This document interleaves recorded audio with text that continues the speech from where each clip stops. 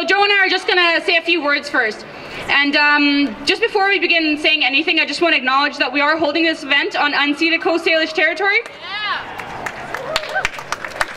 Education has been under attack in Canada's Indigenous communities for a very long time, and we also stand as witnesses to that today. So last week, students in Quebec took to the streets in Montreal to propose to protest a proposed 75% tuition hike. They were 200,000 strong and have promised to continue protesting until they get their freeze on tuition. Today we wear red to show our solidarity with students in Quebec. But here we also have our own problems. Grade school students everywhere continue to be denied a quality education as class sizes increase. The government is denying teachers their right to job action, and university students and alumni are crippled with debt.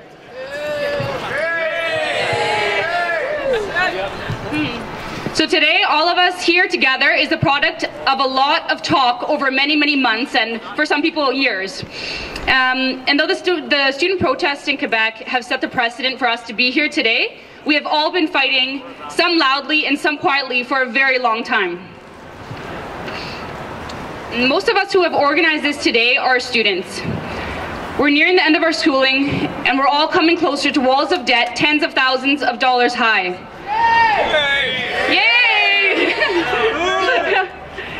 The only things we see in our futures are crippling monthly payments, diminishing job prospects, and a quality of life inconsistent with the image of a free and inclusive Canada that we have been led to believe is the truth, and it's not. This, right here, right now, with everyone together, is our only option. What we're doing here today is we're creating spaces. We're creating spaces of resistance and dialogue. This may just be the beginning, but every time we exercise our right to assemble, we shape the political dialogue of this country. Not only do we need to continue to gather together to create these spaces, we need to begin to create what we want. In empty classrooms, in parks, and on the streets, we must create what we want. Resistance and creation must come hand in hand. Students and faculty at the University of Toronto were fed up with their administration, so they created a parallel governing body to contest a power that they no longer saw fit to govern their lives. It is in the spirit of creation that we are here today. Today we must build networks and communities of resistance and communication. So I want to call up our first speakers today. It's Navi and Melissa, the high school students who were part of organizing the walkout to support the teachers. So I want to call them up here today, right now.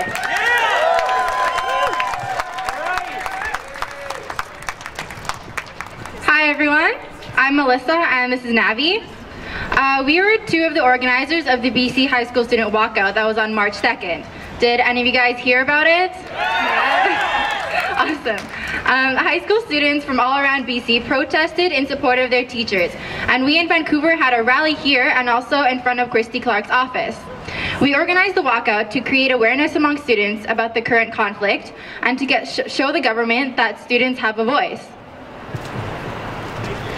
They think that we shouldn't get involved in politics, but honestly, everything that happens ultimately affects us students. And we are the ones that suffer in the end, and we deserve to have a say in our education system.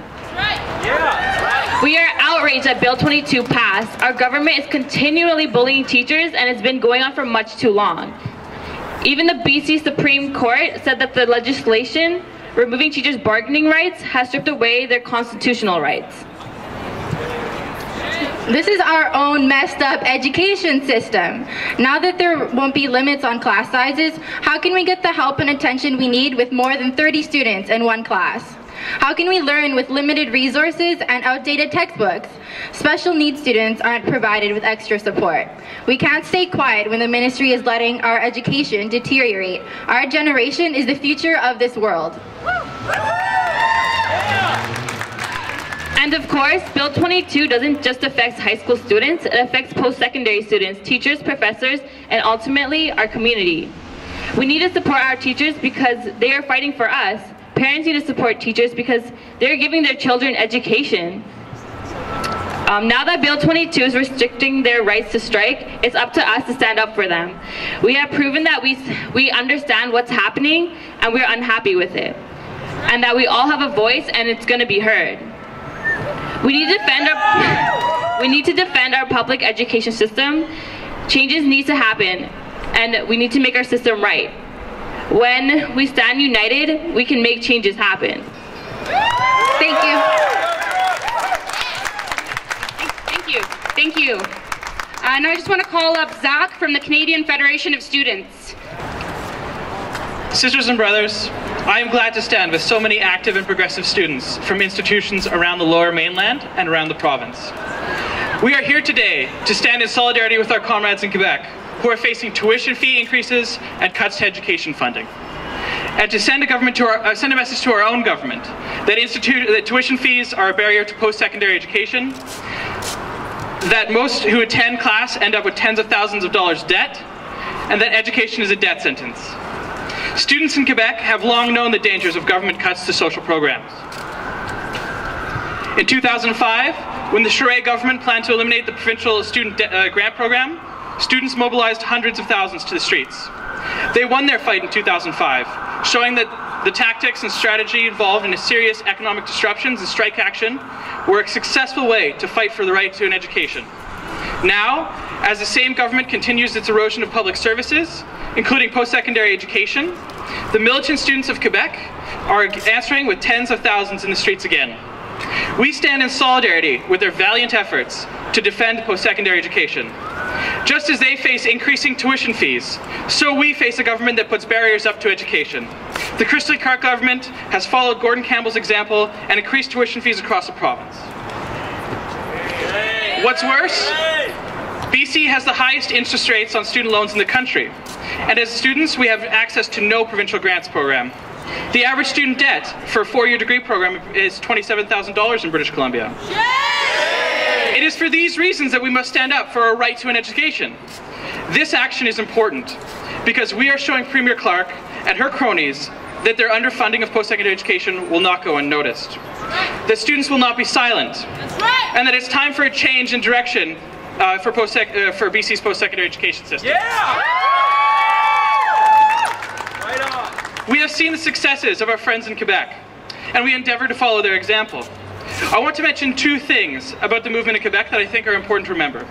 First, this year our heroic friend in Quebec, Francis Grenier, nearly lost his right eye to a police grenade. The Charest government and its soldiers are so afraid of the student strike that they would use grenades on their own people. The students in Quebec are getting an education in the role of the state that will allow them to keep themselves militant and demand change. Grenier's injury is an injury to us all, and we stand united against police violence targeted at students and other peaceful and progressive protests.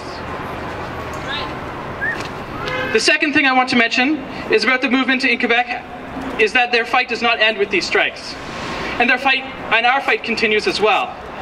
We may defeat the tuition fee increase in Quebec, and I believe we will, but there's much to be done in every province, and much to be done in British Columbia.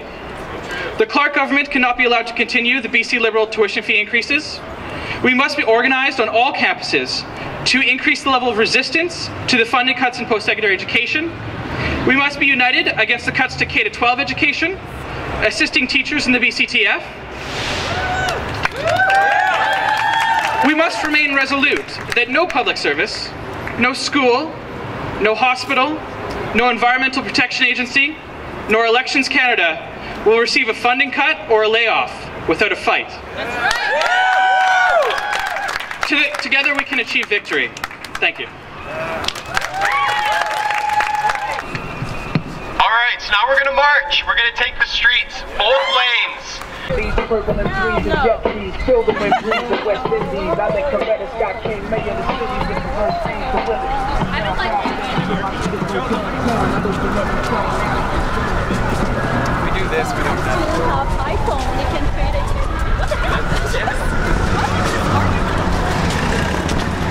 What the heck?